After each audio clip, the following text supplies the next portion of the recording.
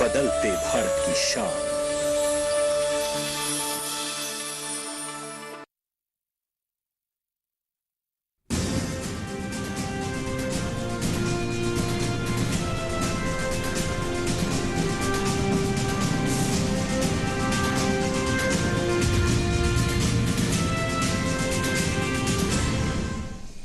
नमस्कार, किसान समाचार में आपका स्वागत है। मैं हूं साइमा खान। सबसे पहले नजर हेडलाइंस पर। किसानों के हित में प्रधानमंत्री फसल बीमा योजना में बदलाव के लिए तैयार है कृषि मंत्रालय। कृषि मंत्रालय में सचिव मनोज आहूजा ने कहा कि नई चुनौतियों से निपटने के लिए पहले भी किए जा चुके हैं बदलाव।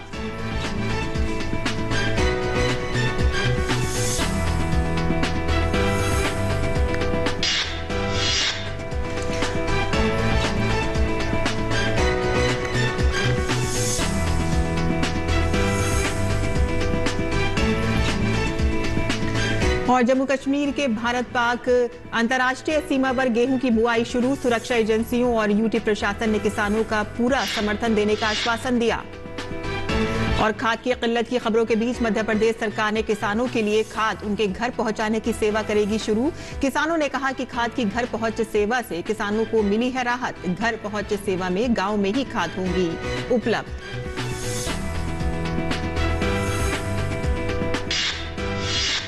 उत्तराखंड के मुख्यमंत्री पुष्कर सिंह धामी ने कहा कि खेती बागवानी में रुचि कम होने के चलते गांव से हो रहा है पलायन। खेती बागवानी में अधिक रुचि बढ़ाने के लिए कृषि विभाग बनाए विशेष प्लान।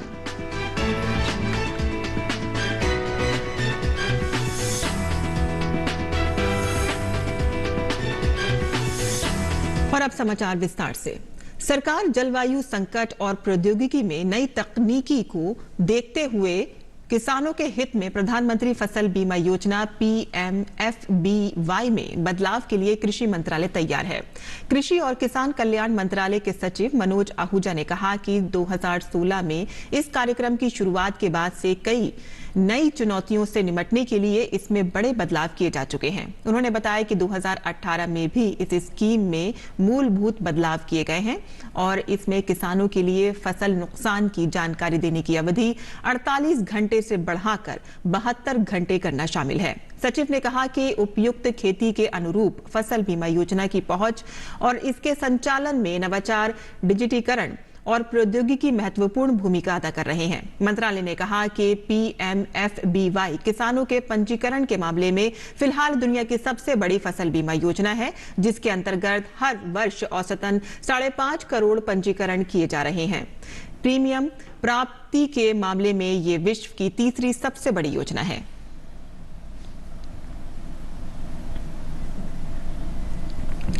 योजना सचिव डॉक्टर राघव लंगर ने DC कठुआ, DIG BSF के साथ भारत पाक अंतर्राष्ट्रीय सीमा चौकी चंदवा में गेहूं की बुआई शुरू करवाई। राघव लंगर ने किसानों को भारत पाक अंतर्राष्ट्रीय सीमा के साथ लगते क्षेत्र में गेहूं की फसल बोने के लिए प्रेरित करने के लिए जिला प्रशासन, सीमा सुरक्षा बल और कृषि एवं किसान कल्याण विभाग कठुआ के प्रयासों की सराहना की। राघव लंगर ने कृषक समुदाय को गेहूं की फसल की बुआई को सफल बनाने के लिए हर मदद का आश्वासन दिया, जिससे क्षेत्र के अन्य किसानों को भी अंतर्राष्ट्रीय सीमा के साथ परित्यक्त भूमि पर खेती करने के लिए प्रेरित किया जा सके। IASDC कठुआ ने भी लगातार सीजन के लिए गेहूं की फसल की बुआई को आगे बढ़ाने के लिए कृषि और किसान कल्याण विभाग द्वारा की गई पहल की सराहना की और साथ ही हर मदद का आश्वासन भी दिया। उन्होंने क्षेत्र के किसानों को सुरक्षित खेती का आश्वासन देने पर सीमा सुरक्षा बल को भी धन्यवाद दिया। इस वर्ष रबी 2022-23 के दौरान गेहूं की बुआई का लक्ष्य 200 एकड़ तक बढ़ाया गया है और जिसे सभी हितधारकों, सरकारी एजेंसियों और विभागों के सहयोग से पूरा किया जाएगा। इस अवसर पर बोलते हुए सीमावर्ती क्षेत्र के किसानों ने भी मुफ्त खाद और बीज की अपनी मांग रखी, जिस पर जिला प्रशासन और कृषि विभाग कठुआ ने पूरा समर्थन देने का आश्वासन दिया।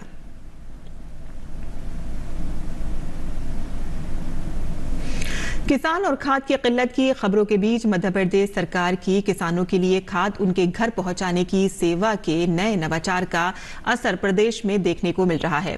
इस सेवा के चलते किसानों के चेहरे खिल गए हैं। घर पहुंच सेवा का अभिनव प्रयोग करने का सुझाव कृषि मंत्री कमल पटेल ने मुख्यमंत्री शिवराज सिंह चौहान को दिया था, जिसे मुख्यमंत्री चौहान ने सहर्ष स्वीकार करते हुए इसे पूरे प्रदेश में लागू करने का निर्णय लिया था। किसानों ने कहा कि इस घर पहुंच सेवा से किसानों को बड़ी राहत मिली है। किसानों ने बताया कि पहले जो खाद वितरण की व्यवस्था थी उसमें खाद तो मिल रही थी, लेकिन लंबी लंबी लाइनें, डीजल का खर्च और कई सारी समस्याओं का सामना किसानों को करना पड़ रहा था। वहीं अब घर पहुंच सेवा से गांव में ही खाद उपलब्ध हो जाएगी। उत्तराखंड के मुख्यमंत्री पुष्कर सिंह धामी ने लाल बहादुर शास्त्री राष्ट्रीय प्रशासनिक अकादमी मसूरी में कहा कि खेती बागवानी में रुचि कम होने के चलते गांव से पलायन हो रहा है। कृषि से संबंधित विभाग अधिक से अधिक लोगों को खेती से जुड़ने के लिए विशेष प्लान बनाकर समाधान निकाले ताकि पलायन रोकने में मददगार साबित हो। मुख्यमंत्री ने कहा कि राज्य में खेती एवं बागवानी को बंदरों द्वारा काफी नुकसान पहुंचाया जा रहा है, जिससे अधिकांश लोग खेती और बागवानी में कम रुचि ले रहे हैं। इस वजह से ग्रामीण क्षेत्रों से पलायन भी हो रहा है। इस दिशा में विशेष ध्यान देने की जरूरत है और इसके लिए संबंधित विभागों को भी वन विभाग के साथ समन्वय बनाकर कार्य करने होंगे। वन विभाग, कृषि विभाग एवं उड्डयन विभाग द्वारा कार्यशाला का आयोजन कर इस समस्या का समाधान निकाला जाए। वन मंत्री ने कहा कि वन पंचायतों के माध्यम से स्थानीय लोगों को वनों से जोड़ना होगा और इसके लिए वनों के माध्यम से उनकी आजीविका को बढ़ाने के प्रयास करने हैं। देश में जेंडर इक्वालिटी को बढ़ावा देने के लिए भारत सरकार लगातार काम कर रही है और इसी संदर्भ में ग्रामीण विकास मंत्रालय द्वारा नई चेतना पहल बदलाव के नाम से अभियान शुरू किया गया है। देश भर में चलाए जाने वाले इस अभियान की शुक्रवार को शुरुआत की गई और इस विषय पर हमारे संवाददाता ओपी यादव ने बात की ग्रामीण विकास मंत्रालय के सचिव नागेंद्र नाथ सिन्हा से। नई चेतना पहल बदलाव की भारत सरकार के ग्रामीण विकास मंत्रालय द्वारा ग्रामीण भारत को आर्थिक रूप से सशक्त और मजबूत करने के लिए महिलाओं की भागीदारी को आगे बढ़ाने का एक इनिशिएटिव लिया गया है। इस विषय पर बात करने के लिए हमारे साथ मौजूद है ग्रामीण विकास मंत्रालय के सचिव नागेंद्र नाथ सिन्हा। प्रधानमंत्री के 2047 के नए भारत की संकल्पना का उन्हें प्रतीक बनाना, यह कैंपेन कितना महत्वपूर्ण है?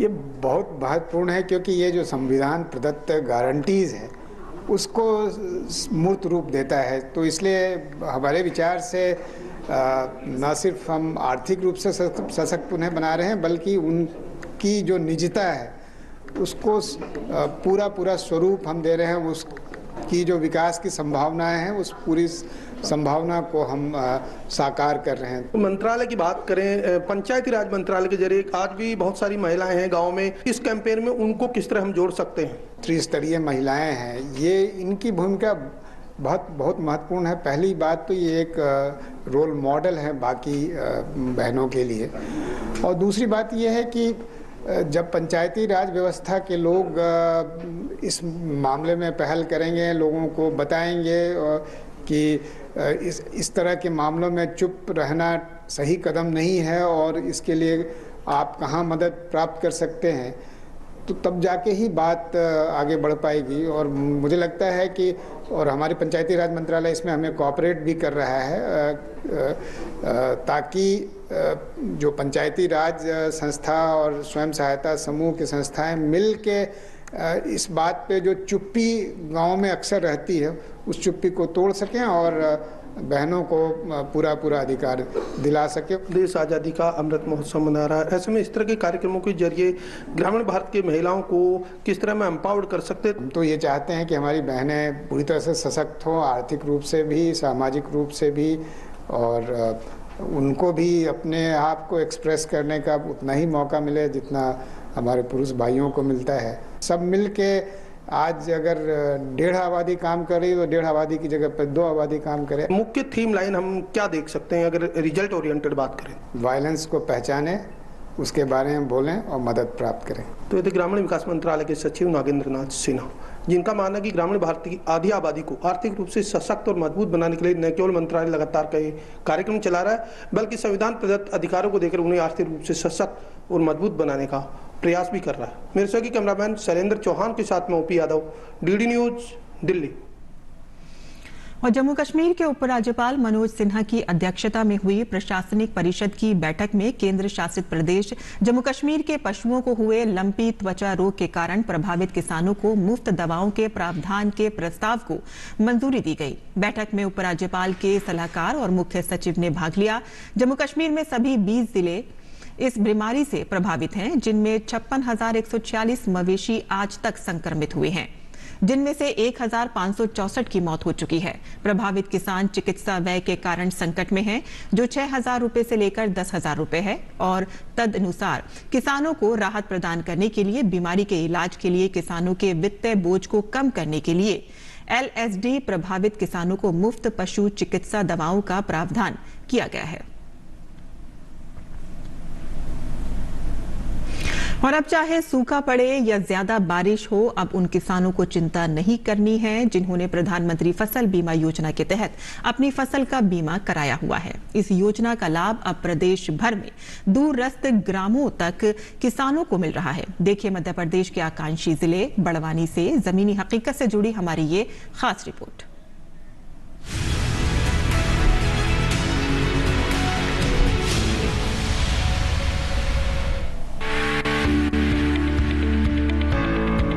मध्य प्रदेश के आकांक्षी जिलों में शामिल बड़वानी जिले के हजारों किसानों को अब प्रधानमंत्री फसल बीमा योजना का लाभ मिल पा रहा है।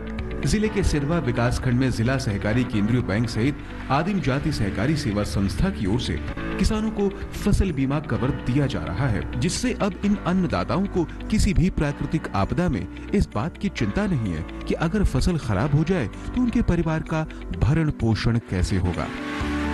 मेरा खेत अम्बापानी फलिया में है 5 एकड़। तो फसल नुकसान होने के बावजूद प्रधानमंत्री योजना के अंतर्गत में फसल बीमा मेरे खाते में प्रीमियम जमा हो चुकी थी। मैंने फसल बीमा करवाया था आदिम जाति सेवा संस्था मालवन में, जिसका प्रीमियम भी मैंने भरा था। उसके बाद तो मेरे फसल नुकसानी के बाद में मैंने वहाँ सूचना दी थी। उसके बाद में मेरे खाते में बीमा फसल नुकसानी की राशि जमा की गई, जिसमें प्रधानमंत्री फसल बीमा योजना का बहुत ही अच्छा लाभ मिल रहा है काश्तकारों को। ये फसल बीमा योजना बहुत अच्छी योजना चल रही है। प्रधानमंत्री फसल बीमा 14,000 रुपये मिले फसल खराब होने के कारण। बड़वानी जिले के सिरवा विकास खंड में ही पिछले फसल सीजन में 1087 किसानों ने फसल बीमा कराया था, जिनमें से 866 किसानों को योजना का लाभ देते हुए फसल बीमा के 39 लाख रुपए से अधिक की राशि उनके खातों में डीबीटी के माध्यम से पहुंचाई जा चुकी है। प्रधानमंत्री फसल बीमा योजना अंतर्गत किसानों को हम प्रसार किया जाता है।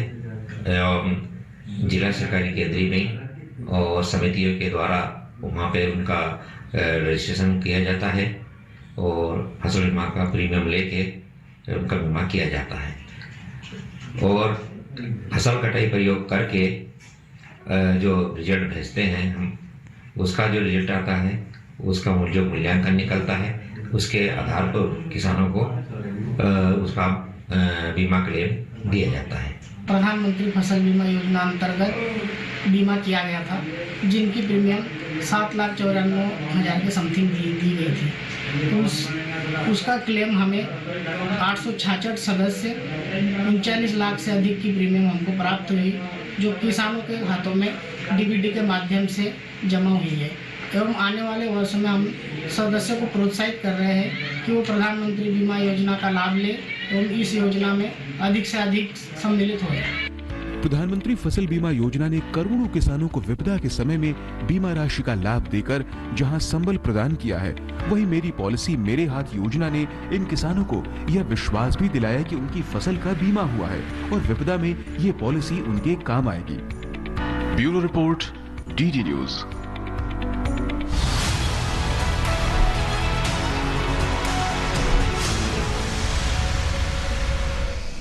और अब जान लेते हैं देश भर की मंडियों का भाव।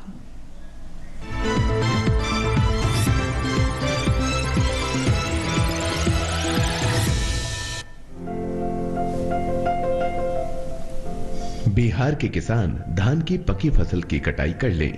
कटाई के बाद इन्हें धूप में अवश्य सुखा लें।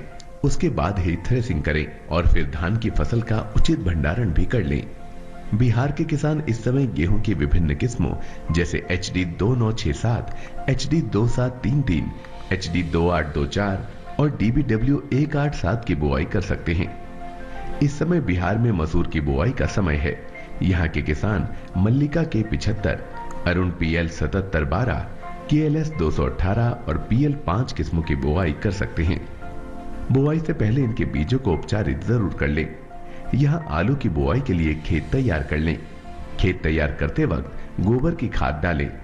यहाँ आलू की कुफरी ज्योति, कुफरी अशोक, कुफरी चंद्रमुखी और सिंदूरी जैसी किस्मों की बुआई की जा सकती है। छत्तीसगढ़ के किसान सरसों की बुआई के लिए खेत तैयार कर लें। खेत तैयार करते वक्त मिट्टी में उचित नमी बनाए रखें। अगर मिट्टी में नमी ना हो तो सरसों की बुआई से पहले खेतों की सिंचाई कर लें। यहाँ मटर की भी बुआई की जा सकती है। बुआई से पहले बीजों को राइजोबियम कल्चर से उपचारित जरूर कर लें। छत्तीसगढ़ में इस मौसम में चने की छोटे और बड़े आकार वाली दोनों किस्मों की बुआई की जा सकती है। बुआई से पहले इनके बीजों को फास्फोरस से उपचारित कर लें।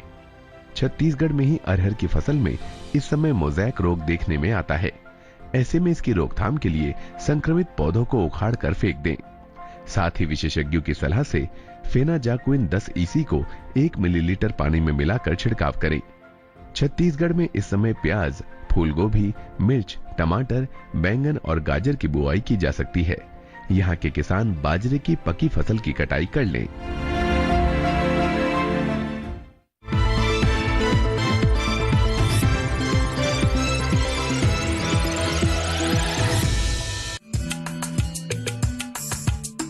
आलू की अगेती फसल बोने का समय निकल चुका है। आलू की मुख्य फसल की बुआई भी की जा चुकी है, लेकिन आलू की देरी से बोई जाने वाली किस्मों को दिसंबर के आखिरी तक लगाया जा सकता है। आलू की बुआई करते समय किसान के लिए कुछ महत्वपूर्ण बातों का ध्यान रखना जरूरी हो जाता है। सबसे जरूरी बात ये है कि बीज खरीदते समय सावधानी बरतें। बीज हमेशा विश्वसनीय जगह से ही खरीदें और बीज कंदों को छाया में सुखाकर ही बुआई करें।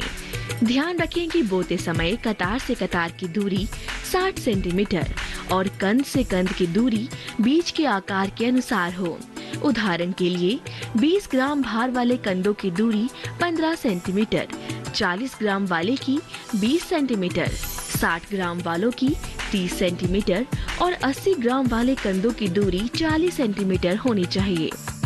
मेड़ों में 8 से 10 सेंटीमीटर की गहराई में बुआई करें। अच्छी फसल लेने के लिए फसल में 7 से 10 बार सिंचाई जरूर करें। पहली सिंचाई बुआई के 10 से 12 दिन बाद अंकुरण से पहले और दूसरी सिंचाई बुआई के 20 से 22 दिन बाद करें। अंतिम सिंचाई खुदाई से 10 दिन पहले करें। बुआई करने से पहले आप अपने खेतों की मिट्टी की जांच भी जरूर करा लें।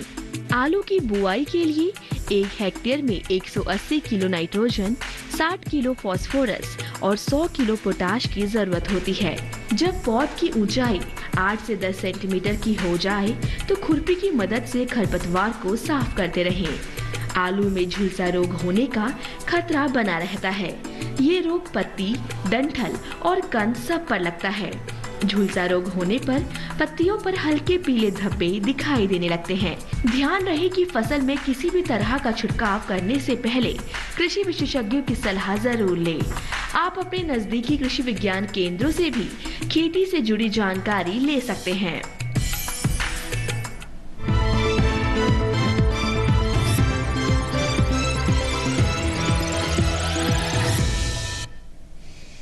और अब जान लेते हैं देश भर की मंडियों का भाव।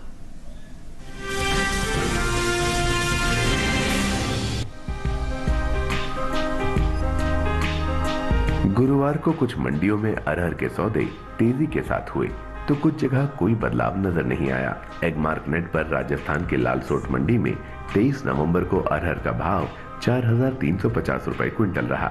24 नवंबर को 50 रुपए की तेजी आई और भाव 4,400 रुपए हो गया। गुजरात की राजकोट मंडी में 23 नवंबर को ज्वार का भाव था 6,400 रुपए, जो कि 24 नवंबर को 100 रुपए की बढ़त के बाद 6,500 रुपए क्विंटल हो गया।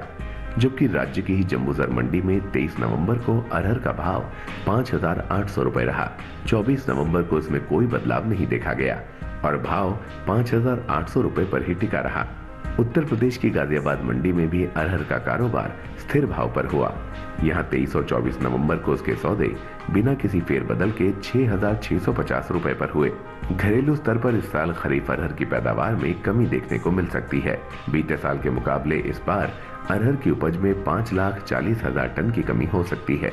कृषि मंत्रालय की ओर से खरीफ फसलों के लिए जारी पहले अग्रिम अनुमान के मुताबिक देश में साल 2022-23 के दौरान खरीफ अरहर की उपज 38,90,000 टन हो सकती है, जबकि 2021-22 के दौरान इसकी पैदावार 44,30,000 टन रही थी।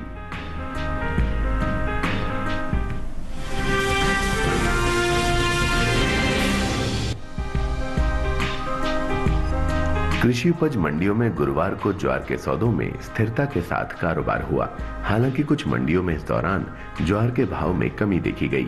एगमार्कनेट के मुताबिक गुजरात की जम्बूसर मंडी में 23 नवंबर को ज्वार का भाव था 2,600 रुपए। 24 नवंबर को इसमें कोई अंतर नहीं आया और भाव 2,600 रुपए क्विंटल पर ही टिका रहा। इसी तरह कर्नाटक की शिमोगा मंडी में दोनों दिन यानी 23 और 24 नवंबर को ज्वार का भाव 3,500 रुपए क्विंटल रहा। स्थिरता का सिलसिला महाराष्ट्र की मुंबई मंडी में भी जारी रहा। यहाँ भी दोनों दिन यानी 23 और 24 नवंबर को बिना किसी बदलाव के ज्वार का भाव रहा 4,000 रुपए, जबकि राजस्थान की विजयनगर मंडी में इस दौरान ज्वार के भाव में गिरावट देखने को मिली। यहाँ 23 नवंबर को ज्वार 2,850 रुपए पर कारोबार कर रही थी। 24 नवंबर को उसके सौदों में 350 रुपए की कमी आई और भाव 2,500 रुपए क्विंटल रह गया। चालू रबी सीजन के दौरान ज्वार की बुआई बीते साल से आगे चल रही है। कृषि मंत्रालय की ओर से जारी आंकड़ों के अनुसार रबी ज्वार की बुआई 3,42,000 हेक्टेयर में हो चुकी है, जबकि बीते साल इस दौरान ज्वार की खेती 1,58,000 हेक्टेयर में हुई थी। यानी साल 2022-23 में रबी ज्वार की बुआई का क्षेत्रफल बीते साल के मुकाबले 1,84,000 हेक्टेयर बढ़ा है। वहीं बात ज्वार की पैदावार की करें तो कृषि मंत्रालय के पहले अग्रिम अनुमान के मुताबिक घरेलू स्तर पर साल 2022-23 के दौरान ज्वार की पैदावार 16,90,000 टन होने का अनुमान जताया गया है, जबकि बीते साल ज्वार की कुल पैदावार 42,30,000 टन रही थी। याद रहे, अभी पहला अनुमान है, आगे चलकर उत्पादन बढ़ भी सकता है।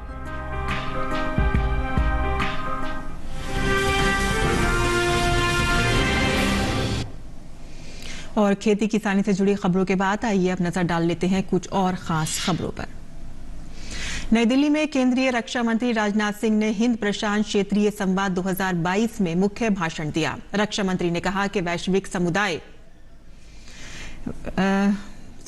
कई मंचों और एजेंसियों के माध्यम से काम कर रहा है। उन्होंने कहा कि इंडो पैसिफिक क्षेत्र न केवल क्षेत्रीय बल्कि व्यापक वैश्विक समुदाय के आर्थिक विकास के लिए महत्वपूर्ण बना हुआ है।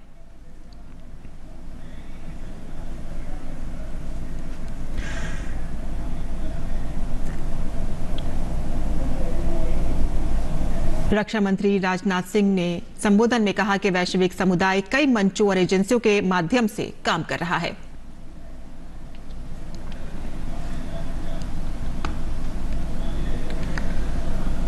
और आपको बता दें कि आप नेता संदीप भारद्वाज की कथित आत्महत्या पर भाजपा ने आज प्रेस वार्ता की है और भाजपा नेता मनोज तिवारी ने आम आदमी पार्टी पर निशाना साधा। उन्होंने कहा कि मेरे हिसाब से यह आत्महत्या नहीं बल्कि हत्या है और वह टिकट के दावेदार थे। वह जिस सीट से चुनाव लड़ रहे थे उस टिकट को बेच दिया गया।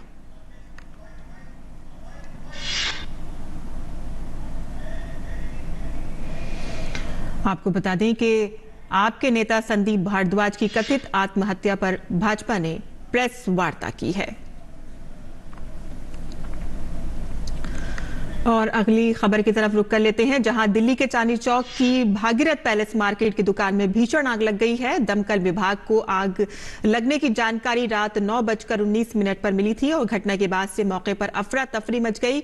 और राहत की बात यह है कि किसी के भी हताहत होने की यहां पर खबर नहीं है।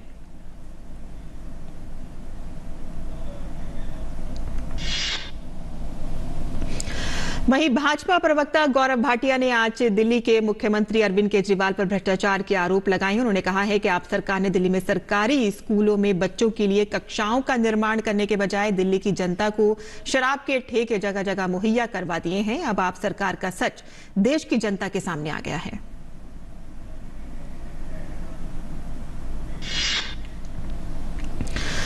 और आपको बता दें कि आसाम के मुख्यमंत्री हेमंत बिस्वा शर्मा ने आहोम साम्राज्य के सेनापति लचित बरफुकन को याद करते हुए कहा कि लचित बरफुकन ने केवल असम के लिए ही काम नहीं किया है, बल्कि उनका योगदान पूरे भारत के लिए महत्वपूर्ण था। उन्होंने बताया कि हमने महान योद्धा लचित बरफुकन की गौरव गाथा को लोगों तक पहुंचाने का एक विनम्र प्रयास किया है।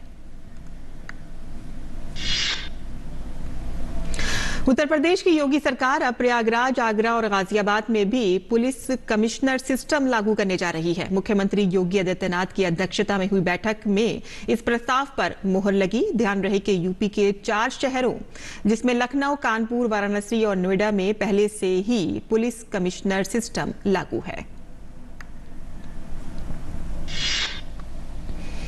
और आपको बता दें कि राष्ट्रपति भवन 1 दिसंबर से आम दर्शकों के लिए खोल दिया जाएगा। दर्शक बुधवार, बृहस्पतिवार, शुक्रवार, शनिवार और रविवार को राष्ट्रपति भवन देख सकेंगे। सुबह 10 बजे से शाम 4 बजे तक हर घंटे भवन परिसर देखने की व्यवस्था की गई है। सरकारी अवकाश को छोड़कर लोग मंगलवार से रविवार तक राष्ट्रपति भवन संग्रहालय भी देख सकेंगे। हिसार में सरकार और भारतीय स्टेट बैंक की तरफ से सेवानिवृत्त कर्मचारियों के लिए एक शिविर लगाया गया, जिसमें एक ऐप के जरिए उन्हें डिजिटल जीवन प्रमाण पत्र बनाना और उसे अपलोड करने के तरीके से अवगत कराया गया।